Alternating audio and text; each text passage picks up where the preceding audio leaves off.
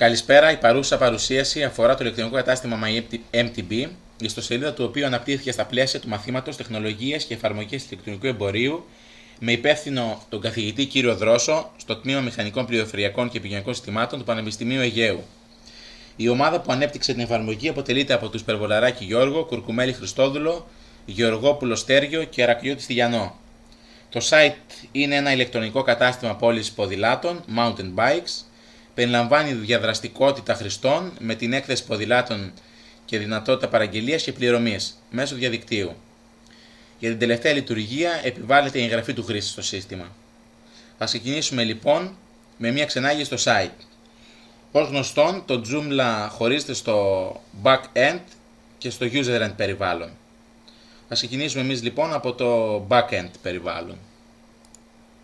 Λοιπόν, στο περιβάλλον του administrator μπορούμε να δούμε το κατάστημα από τα components στο Joom Shopping. Εδώ βλέπουμε τις λειτουργίες του eShop, οι οποίες περιλαμβάνουν την κατηγοριοποίηση και διαχείριση προϊόντων, καθώς και άλλες ρυθμίσεις όπως ας πούμε πληρωμές και παραγγελίες. Ας δείξουμε λοιπόν πόσο εύκολη για τον administrator είναι η διαχείριση των προϊόντων, πηγαίνοντας στο Products.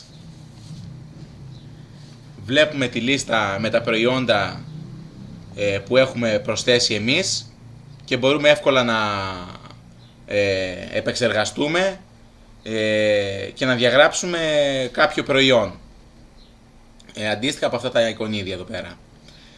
Επίσης εύκολη είναι και η πρόσθεση κάποιου νέου προϊόντος πατώντας το κουμπί New εδώ πάνω.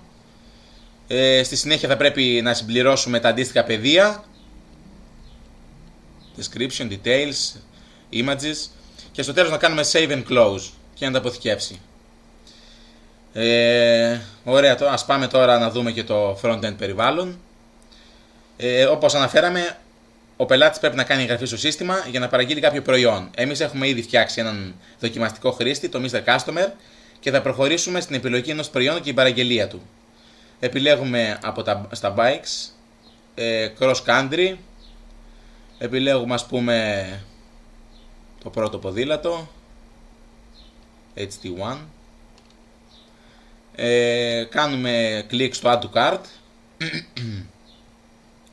Checkout στη συνέχεια, είναι συμπληρωμένα εδώ πέρα το όνομα, η διευθύνση και τα υπόλοιπα, επιλέγουμε Next.